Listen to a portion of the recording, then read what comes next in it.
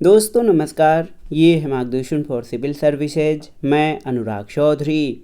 दोस्तों विभिन्न प्रतियोगी परीक्षाओं के सामान्य ज्ञान और सामान्य अध्ययन के भारत के भूगोल से संबंधित महत्वपूर्ण प्रश्नों के अंतर्गत इस वीडियो में प्रस्तुत है ब्रह्मपुत्र नदी तंत्र एवं प्रायद्वीपीय नदियों से संबंधित महत्वपूर्ण प्रश्नों का संकलन, जो आपके आगामी विभिन्न परीक्षाओं जैसे यूपीपीसीएस प्रारंभिक परीक्षा, आरओ यानी समीक्षा अधिकारी, सहायक समीक्षा अधिकारी, लोअर पीसीएस और अन्य राज्य लोक सेवा आयोगों द्वारा आयोजित की जाने वाली परीक्षाओं के लिए बहुत ही उपयोगी है।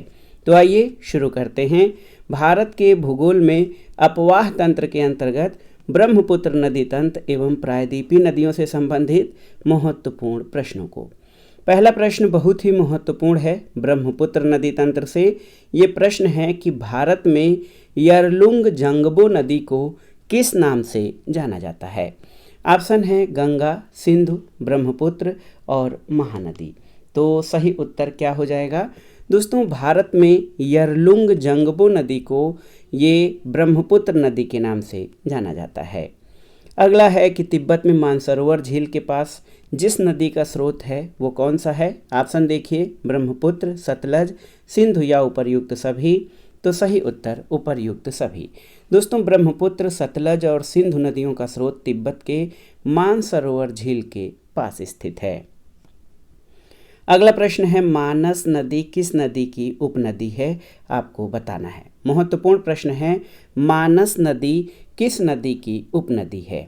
तो सही उत्तर मानस जो है दोस्तों ये ब्रह्मपुत्र की सहायक नदी है और ये अगर उपनदी या सहायक नदी दोनों एक ही हैं तो याद रखिएगा मानस ब्रह्मपुत्र की उपनदी या सहायक नदी है। अगला है ब्रह्मपुत्र नदी तिब्बत में किस नाम से जानी जाती है। तो ये महत्वपूर्ण प्रश्न है सांगपो। आप जान लीजिए कि ब्रह्मपुत्र नदी तिब्बत में सांगपो या सापू के नाम से जानी जाती है। अगला है किस नदी का उद्गम स्थल भारतीय क्षेत्र में नहीं है। महानदी, ब्रह्मपुत्र, राबी या फिर चिनाब। तो सही उत्तर ब्रह्मपुत्र नदी का उद्गम भारत में नहीं है। तो ये कहाँ है? ब्रह्मपुत्र नदी का उद्गम कैलाश पर्वत श्रेणी में मानसरोवर झील के निकट चेमायुंगडुंग हिमनद से होता है और ये तिब्बत, चीन में स्थित है। अगला प्रश्न है ब्रह्मपुत्र नदी भारत के मैदानी भाग में किस नाम से प्रवेश करती है। मानस, धंजी, दिहांग या ब्यांगड़ो। तो सही उत्तर है दिहांग। ब्रह्मपुत्र नदी भारत के मैदानी भाग में प्रवेश करते समय दिहांग कहलाती है। अगला है माजुली संसार का सबसे बड़ा नदी द्वीप है, किस राज्य में स्थित है। तो ये असम में स्थित है। ऑप्शन बी आपका सही उत्तर है। भारत के असम प्रांत में ब्रह्मपुत्र नदी पर स्थित माजुली विश्व का सबसे बड़ा नदी द्वीप है। अगला प्रश्न है ब्रह्मपुत्र नदी का बहाव क्षेत्र किन देशों में है। तो आप जान लीजिए ब्रह्मपुत्र नदी का बहाव क्षेत्र तिब्बत यानी चीन, बांग्लादेश और भारत। तो यहाँ पर तिब्बत, बांग्लादेश और भारत, ऑप्शन ए आपका सही उत्तर है। निम्नलिखित नदियों में से किनके स्रोत बिंदु लगभग एक ही हैं। तो यहाँ पर जो ऑप्शन दिए गए हैं उनमें आप देख लीजिए कि ब्रह्मपुत्र और सिंधु के स्रोत लगभग एक ही हैं। कौन सी नदी हिमालय की पूर्वी सीमा को चिन्हित करती है। तो आप जान लीजिएगा ब्रह्मपुत्र नदी हिमालय की पूर्वी सीमा को चिन्हित करती है। अगला प्रश्न है मयूर द्वीप किस नदी पर स्थित है। यमुना, गंगा, ब्रह्मपुत्र या महानदी। तो सही उत्तर है मयूर द्वीप ये ब्रह्मपुत्र नदी पर स्थित है और असम में स्थित है। ब्रह्मपुत्र नदी के बीच मयूर द्वीप पर उमानंद मंदिर स्थित है। अगले प्रश्न पर आते हैं कि निम्नलिखित में से कौन सी ब्रह्मपुत्र की सहायक नदी है। ऑप्शन है दिबांग, कमेंग और लोहित। इनमें से आपको बताना है कि कौन सी नदियां ब्रह्मपुत्र की सहायक नदियां हैं। तो सही उत्तर दिबांग, कमेंग और लोहित ये तीनों ही ब्रह्मपुत्र की सहायक नदियां हैं। ऑप्शन डी आपका सही उत्तर है। अगला है निम्नलिखित नदियों पर विचार कीजिए, इनमें से कौन अरुणाचल प्रदेश से होकर बहती हैं। बराक, लोहित और सुबनसिरी में। तो ये तीनों नदियाँ बराक, लोहित और सुबनसिरी ये अरुणाचल प्रदेश से होकर बहती हैं। ऑप्शन डी आपका सही उत्तर है। दोस्तों, बराक नदी मणिपुर पहाड़ी से निकलकर मणिपुर, मिजोरम और असम से बहती हुई बांग्लादेश में प्रवेश कर जाती है। लोहित और सुबनसिरी नदियाँ, तो यहाँ पर सही उत्तर हो जाएगा, सही उत्तर केवल 2 और 3, लोहित और सुबनसिरी नदियाँ जो हैं ये अरुणाचल प्रदेश से होकर बहती हैं। अगले प्रश्न पर आते हैं, महत्वपूर्ण प्रश्न है। यहाँ पर आप देखिए, तीस्ता नदी के संदर्भ में निम्नलिखित कथनों पर विचार कीजिए। तीस्ता नदी का उद्गम वही है जो ब्रह्मपुत्र का है, लेकिन ये सिक्किम से होकर बहती है, सही नहीं है। रंगित नदी की उत्पत्ति सिक्किम में होती है और ये तीस्ता नदी की सहायक नदी है, बिल्कुल सही है। और तीस्ता नदी भारत और बांग्लादेश की सीमा पर बंगाल की खाड़ी से जा मिलती है, सही नहीं है। तो केवल और केवल ऑप्शन बी जो है, केवल कथन 2 सही है, अन्य कथन आपके सही नहीं हैं। अगला प्रश्न है, नीचे 2 कथन दिए गए हैं, कथन और कारण से संबंधित है। इसमें आपको बताना है कि कूट के आधार पर कौन सा है। कथन है, तीस्ता नदी पहले गंगा की सहायक नदी थी, आजकल ये ब्रह्मपुत्र की सहायक नदी है। कारण है, नदी अपहरण हिमालय की नदियों का एक प्रमुख गुण है। तो सही उत्तर आपका क्या हो जाएगा, कथन और कारण दोनों सही हैं और कारण कथन की सही व्याख्या करता है। दोस्तों, ऐतिहासिक रूप से तीस्ता नदी गंगा नदी प्रणाली का अंग थी और दक्षिण की ओर प्रवाहित होते हुए लगभग 1787 ईस्वी से आई बाढ़ के पश्चात इसने अपना मार्ग बदल लिया और दक्षिण पूर्व की ओर विस्थापित होकर ब्रह्मपुत्र नदी प्रणाली में शामिल हो गई। नदी अपहरण हिमालय की नदियों का एक प्रमुख गुण है। यह एक प्राकृतिक प्रक्रम है जिसके द्वारा एक प्रबल नदी अपने शीर्ष की ओर अधिक अपरदन करके अपने समीप प्रवाहित होने वाली अन्य नदी के जल को अपनी धारा में मिला लेती है। तो यहाँ पर कथन और कारण दोनों सही हैं और कारण कथन की सही व्याख्या करता है। अगला प्रश्न है, सियांग, तिरप और कामेंग इनमें से किस राज्य में पाई जाने वाली नदियां हैं, आपको बताना है। तो सही उत्तर अरुणाचल प्रदेश, ऑप्शन सी। दोस्तों, सियांग, तिरप और कामेंग अरुणाचल प्रदेश में पाई जाने वाली नदियां हैं। अगला प्रश्न है, देखिए, ये प्रायद्वीपीय नदियों से ब्रह्मपुत्र नदी प्रणाली से संबंधित जो प्रश्न था वो सभी प्रश्न हमने कर लिए। अब प्रायद्वीपीय यानी दक्षिण भारत की नदियों से संबंधित प्रश्नों को देखते हैं। प्रश्न है कि नर्मदा नदी किन पर्वत श्रृंखलाओं के बीच स्थित है, आपको बताना है। तो सही उत्तर नर्मदा घाटी सतपुड़ा और विंध्याचल के बीच स्थित है। तो याद रखिएगा, याद रखने योग्य है कि नर्मदा घाटी सतपुड़ा और विंध्याचल पर्वत श्रृंखलाओं के बीच स्थित है। अगला है, कौन सी नदी डेल्टा का निर्माण नहीं करती, महानदी, गोदावरी, नर्मदा या कावेरी। तो सही उत्तर नर्मदा नदी जो है ये डेल्टा का निर्माण नहीं करती है। अगला प्रश्न है, निम्नलिखित में से कौन सी नदी विभ्रंश घाटी में प्रवाहित होती है, कावेरी, यमुना, सोन, ताप्ती या रिहंद। तो सही उत्तर आपका ताप्ती नदी। दोस्तों, याद रखिएगा कि तापी या ताप्ती नदी विभ्रंश घाटी में प्रवाहित होती है और ये नदी मध्य प्रदेश के बैतूल जिले में सतपुड़ा की पहाड़ियों से निकलती है। अगला प्रश्न है, अमरकंटक से कौन सी नदी का उद्गम होता है, आपको बताना है। तो सही उत्तर अमरकंटक से नर्मदा नदी का उद्गम है, ऑप्शन सी आपका सही उत्तर है। अगला प्रश्न है, कौन सी नदी रिफ्ट घाटी या भ्रंश द्रोणी यानी फॉल्ट ट्रफ से होकर बहती है, नर्मदा, ब्रह्मपुत्र, गंगा या कृष्णा। तो सही उत्तर आपका हो जाएगा नर्मदा, ऑप्शन ए। कावेरी नदी का उद्गम क्या है, आपको बताना है। तो सही उत्तर ब्रह्मगिरी पहाड़ियों से कावेरी नदी निकलती है। कावेरी नदी का उद्गम कर्नाटक के ब्रह्मगिरी पहाड़ियों से होता है। अगला प्रश्न है, सोन, नर्मदा और महानदी निकलती हैं। सोन, नर्मदा और महानदी निकलती हैं कहाँ से, आपको बताना है। तो आप जान लीजिए कि देखिए दोस्तों, महानदी सोन नर्मदा का उद्गम अमरकंटक है, महानदी का उद्गम सिहावा पहाड़ी धमतरी। तो सोन और नर्मदा का उद्गम अमरकंटक है और महानदी का उद्गम जो है ये महानदी सिहावा पहाड़ी धमतरी से होता है।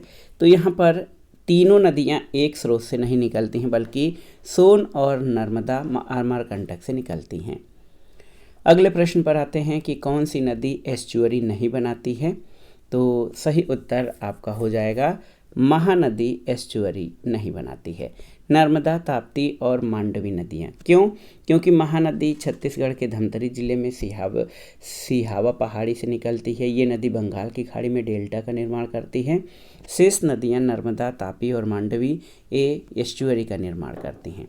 कौन सी नदी ओडिशा में अपना डेल्टा बनाती है, आपको बताना है। गोदावरी, महानदी, नर्मदा और ताप्ती। तो सही उत्तर महानदी छत्तीसगढ़ और उड़ीसा में प्रवाहित होती हुई पारादीप के पास बंगाल की खाड़ी में जो है डेल्टा का निर्माण करती है।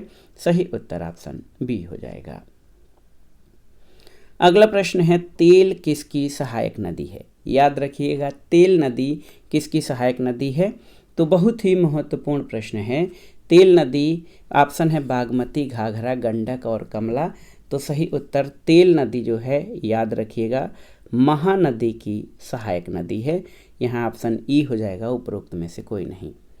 भारत का दूसरा बड़ा नदी बेसिन कौन सा है? महानदी, नर्मदा, गोदावरी या कावेरी?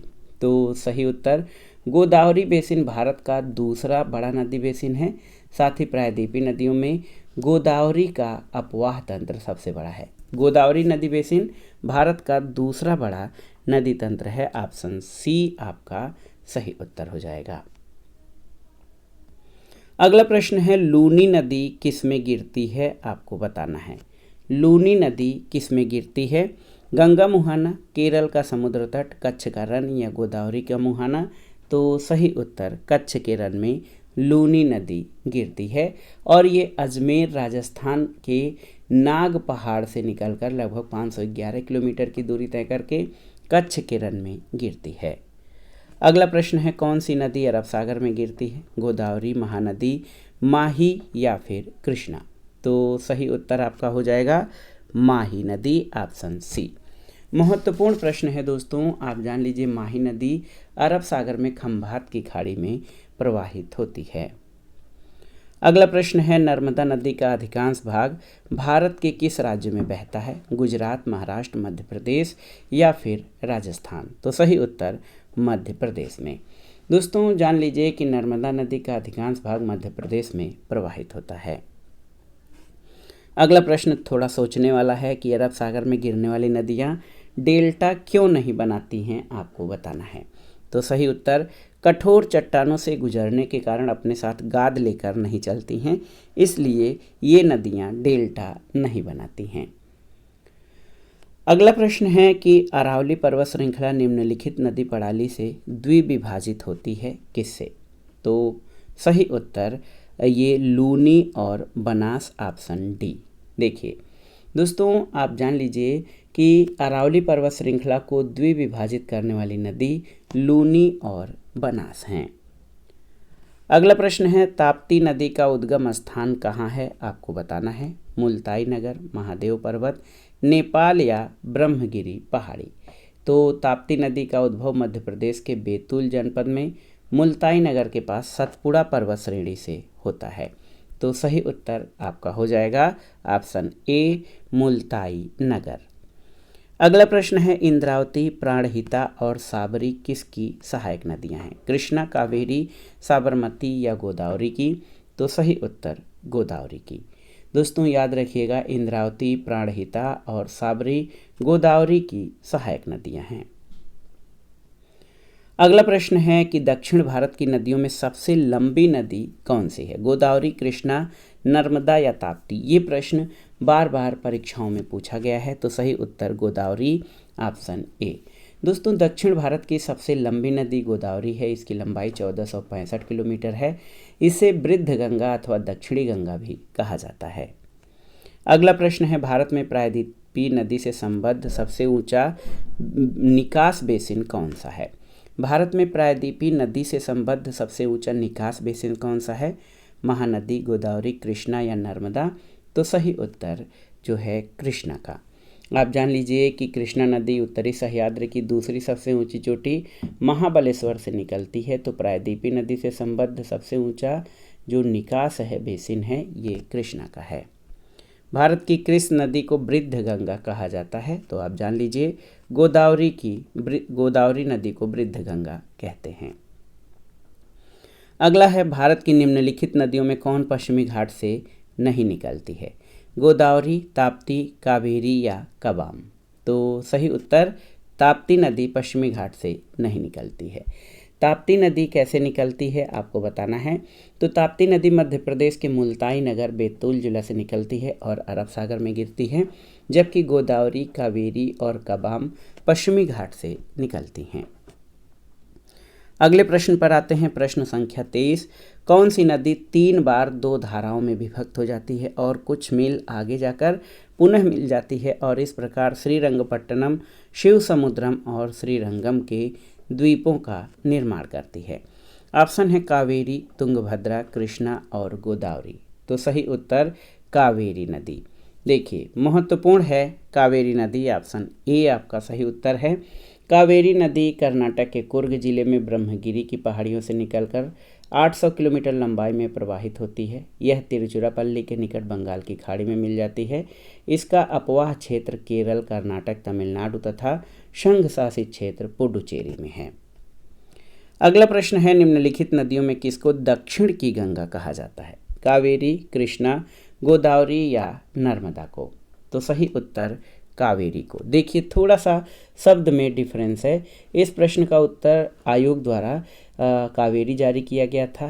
NCERT कहती है कि गोदावरी को दक्षिण की गंगा कहते हैं। अगला प्रश्न है, किस नदी की घाटी गहरी खड्डभूमि यानी रेवाइंस के लिए विख्यात है? नर्मदा, सोन, चंबल या ताप्ती? तो सही उत्तर चंबल। बहुत ही महत्वपूर्ण प्रश्न है, आप देख लीजिए। चंबल नदी अपनी उत्खात भूमि वाली भू आकृति के लिए प्रसिद्ध है, जिसे चंबल खड्ड या रेवाइन कहा जाता है। अगला प्रश्न है, निम्नलिखित में से कौन सी नदी महाराष्ट्र के त्रयंबकेश्वर से निकलती है? आपको बताना है। महानदी, कृष्णा, गोदावरी या दामोदर? तो गोदावरी नदी महाराष्ट्र में नासिक के त्रयंबकेश्वर से निकलती है। सही उत्तर आपका हो जाएगा गोदावरी, ऑप्शन सी। अगला प्रश्न है, गोदावरी बेसिन का सबसे बड़ा जल ग्रहण क्षेत्र किस राज्य में स्थित है? मध्य प्रदेश, महाराष्ट्र, तेलंगाना या कर्नाटक? तो सही उत्तर क्या हो जाएगा दोस्तों? सही उत्तर आपका हो जाएगा कर्नाटक, ऑप्शन डी। कैसे?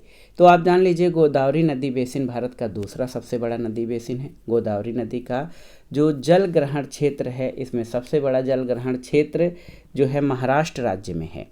तो सही उत्तर आपका हो जाएगा कर्नाटक नहीं बल्कि महाराष्ट्र राज्य में। अगला है, कौन सी नदी पश्चिमी घाट से निकलती है? घग्गर, कृष्णा, दामोदर या सोन नदी? तो सही उत्तर कृष्णा नदी। आप देख लीजिए कि कृष्णा नदी पश्चिमी घाट के महाबलेश्वर के पास एक झरने से निकलती है।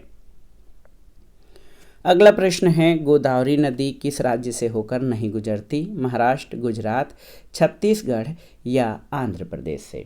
तो सही उत्तर आपका हो जाएगा गुजरात से गोदावरी नदी नहीं जाती है। आप देख लीजिए, लगभग 1465 किलोमीटर लंबी गोदावरी नदी त्रयंबकेश्वर यानी महाराष्ट्र के निकट से निकलती है।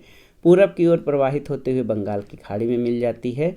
महाराष्ट्र, मध्य प्रदेश, छत्तीसगढ़, तेलंगाना, आंध्र प्रदेश, ओडिशा, कर्नाटक और पुडुचेरी के यनम से होकर गोदावरी नदी गुजरती है।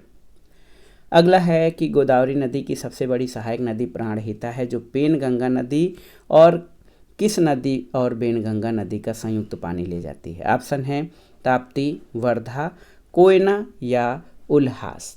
तो सही उत्तर आपका हो जाएगा वर्धा नदी। आप जान लीजिए, महत्वपूर्ण प्रश्न है दोस्तों ये आप सभी के लिए। और देखिए, ये रेलवे NTPC में पूछा गया है, लेकिन कठिन प्रश्न है कि गोदावरी नदी की सबसे बड़ी सहायक नदी प्राणहिता है। पेनगंगा नदी, वर्धा नदी और वेनगंगा नदी की संयुक्त धारा प्राणहिता कहलाती है। अगले प्रश्न पर आते हैं। महत्वपूर्ण प्रश्न है, आप देख सकते हैं कि निम्नलिखित में से कौन सी एक अंतर्देशीय जल निकासी के साथ एक नदी नहीं है? रूपेन, बनास, पेरियार या सरस्वती? तो सही उत्तर क्या हो जाएगा? सही उत्तर है पेरियार। दोस्तों आप जान लीजिए, रूपेन नदी गुजरात, बनास नदी राजस्थान, सरस्वती हरियाणा राजस्थान एक अंतर्देशीय जल निकासी का माध्यम है। ये नदियाँ समुद्र में नहीं गिरती, जबकि पेरियार केरल की महत्वपूर्ण नदी है। ये सदा नीरा है और लक्षद्वीप सागर में गिरती है। अगला है, कौन सी नदी पश्चिम की ओर नहीं बहती है? नर्मदा, ताप्ती, नेत्रावती या बैगई? तो सही उत्तर बैगई नदी जो है ये बेरूस नंद पहाड़ी और पालनी की पहाड़ी के मध्य से होते हुए रामेश्वरम में मन्नार की खाड़ी में गिरती है। तो सही उत्तर क्या हो जाएगा? Option D. देखिए दोस्तों, पश्चिम की ओर कौन सी नदी नहीं बहती? तो बैगई नदी। अगला प्रश्न कथन कारण से है और दिए गए कूट के आधार पर सही उत्तर का चयन करना है। कथन है कि पश्चिमी घाट की नदियां डेल्टा का निर्माण नहीं करती हैं, तो बिल्कुल सही है। और ये छोटे मार्ग से तीव्र या कड़ी कठोर चट्टानों के ऊपर से प्रवाहित होती हैं। तो ए और आर यानी कथन और कारण दोनों सही है और कारण कथन की सही व्याख्या करता है। अगला प्रश्न है नदियों की लंबाई के अवरोही क्रम में गोदावरी, महानदी, नर्मदा और ताप्ती का सही अनुक्रम क्या है? लंबाई के अवरोही क्रम में यानी लंबाई में बड़े से छोटे का मिलान आपको करना है। तो सही उत्तर सबसे बड़ी गोदावरी, फिर नर्मदा, महानदी और ताप्ती। दोस्तों याद रखिएगा, गोदावरी नदी 1465 किलोमीटर, नर्मदा 1312 किलोमीटर, महानदी 851 और ताप्ती नदी 724 किलोमीटर है। ऑप्शन बी आपका सही उत्तर है। अगला प्रश्न है दक्षिण भारत की नदियां प्रमुख रूप से कौन सा अपवाह तंत्र रखती हैं? अरीय, खंडित, वृक्षनुमा या फिर जालीदार? तो सही उत्तर वृक्षनुमा, ऑप्शन सी। याद रखिएगा दोस्तों, दक्षिण भारत की नदियां मुख्यतः वृक्षनुमा अपवाह तंत्र रखती हैं। अगला प्रश्न है कि निम्नलिखित में से कौन सी नदी कृष्णा नदी की सहायक नदी नहीं है? तुंगभद्रा, मालप्रभा, घाटप्रभा या अमरावती? तो सही उत्तर अमरावती, ऑप्शन डी। दोस्तों याद रखिएगा कि कृष्णा नदी की प्रमुख सहायक नदियों में भीमा, तुंगभद्रा, मूसी, कोयना, पंचगंगा, दूधगंगा, घाटप्रभा, मालप्रभा हैं। अमरावती कावेरी की सहायक नदी नहीं है। अगला है किस नदी की बोरो और फेनाल सहायक नदियां हैं? आपको बताना है। सोन, महानदी, दामोदर या स्वर्णरेखा नदी? तो सही उत्तर दामोदर की सहायक नदियां हैं। दोस्तों याद रखिएगा कि दामोदर की प्रमुख सहायक नदियों में बराकर, कोनार, गुइया, जमानिया, उसरी, बोकारो, हाहारो, खड़िया और भेरा हैं। सही उत्तर ऑप्शन सी है। अगला प्रश्न है डेल्टा का निर्माण होता है जब नदी के मुहाने पर। तो ऑप्शन जो आपके सामने हैं उसमें सही ऑप्शन हो जाएगा डेल्टा का निर्माण होता है जब नदी के मुहाने पर नदी प्रवाह निर्बल होता है। कैसा? नदी प्रवाह जब निर्बल होता है तब डेल्टा का निर्माण होता है। अगला प्रश्न है कथन और कारण से। कथन है प्रायद्वीपीय भारत की सभी प्रमुख नदियां बंगाल की खाड़ी में गिरती हैं, परंतु नर्मदा और तापी नदियां अरब सागर में गिरती हैं। कारण है नर्मदा और तापी नदियां विभ्रंश घाटी से होकर बहती हैं। तो आप देख लीजिए सही उत्तर क्या हो जाएगा, आप जान लीजिए दोस्तों। सही उत्तर है कि प्रायद्वीपीय भारत की सभी प्रमुख नदियां बंगाल की खाड़ी में गिरती हैं, परंतु नर्मदा और तापी नदियां अरब सागर में गिरती हैं। बिल्कुल सही। क्यों? क्योंकि नर्मदा और ताप्ती नदियां विभ्रंश घाटी से होकर बहती हैं। कथन और कारण दोनों सही है और कारण कथन की सही व्याख्या करता है। ऑप्शन ए आपका सही उत्तर है। अगला प्रश्न है नर्मदा नदी पश्चिम की ओर बहती है जबकि अधिकांश अन्य प्रायद्वीपीय बड़ी नदियां पूर्व की ओर बहती हैं, ऐसा क्यों है? तो 3 कथन दिए गए हैं, इनके आधार पर कूटों की सहायता से आपको सही उत्तर का चयन करना है। दोस्तों यह एक रेखीय या विभ्रंश घाटी में विस्तृत है। यह विंध्य और सतपुड़ा के मध्य बैठती है और भूमि का ढलान मध्य भारत से पश्चिम की ओर है। तो यहाँ पर आप देखिए नर्मदा नदी का पश्चिम की ओर बहाव का कारण भ्रंश घाटी से होकर प्रवाहित होना है। बिल्कुल सही है। नर्मदा नदी विंध्य यानी विंध्याचल और सतपुड़ा के मध्य बहती है, सही है। और तीसरा है मध्य भारत में भूमि का ढलान पूर्व की ओर है। तो कथन 1 और 2 आपके सही हैं। कथन 1 और 2 और ये भूमि का ढलान मध्य भारत से पश्चिम की ओर है, ये सही नहीं है। तो यहाँ पर आप देखिए कोई विकल्प आपका सही नहीं है, जबकि 1 और 2 सही हैं। कूट में 1 और 2 नहीं है। अगर यहाँ पर 1 और 2 हो जाए तो कोई भी विकल्प 1 सही हो जाएगा। अगला प्रश्न है कथन और कारण से संबंधित है। आप देख सकते हैं कथन है कि नर्मदा अपने मुहाने पर डेल्टा का निर्माण करती है, तो ये सही नहीं है, यह एक भ्रंश घाटी से बहती है। तो ए गलत परंतु आर सही है, ऑप्शन डी आपका सही उत्तर है। अगला प्रश्न है, पश्चिम यानी वेस्ट वर्ड की ओर प्रवाहित होने वाली नदियां कौन सी है? नर्मदा, ताप्ती या राप्ती।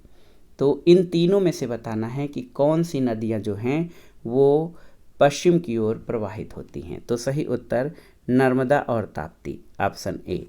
राप्ती जो है ये गोरखपुर के किनारे से होकर प्रवाहित होती है और आगे घाघरा में जाकर मिल जाती है। तो नर्मदा और ताप्ती ये पश्चिम की ओर प्रवाहित होने वाली नदियां हैं। अगला प्रश्न है, नीचे 4 नदियों के नाम दिए गए हैं, लंबाई के दृष्टिकोण से इन नदियों का घटता हुआ क्रम यानी सबसे लंबी नदी से आरंभ कर सबसे छोटी नदी तक क्या होगा? महानदी, कृष्णा, गोदावरी और नर्मदा। तो सही उत्तर आपका हो जाएगा सबसे बड़ी नदी यहाँ पर गोदावरी, फिर कृष्णा, फिर नर्मदा और महानदी। तो ऑप्शन डी आपका, ऑप्शन डी सही उत्तर है। आप देख सकते हैं दोस्तों कि जो नदियां हैं लंबाई के अनुसार गोदावरी सबसे बड़ी है, फिर कृष्णा, फिर नर्मदा और महानदी। तो इस क्रम में ऑप्शन डी आपका सही उत्तर हो जाएगा।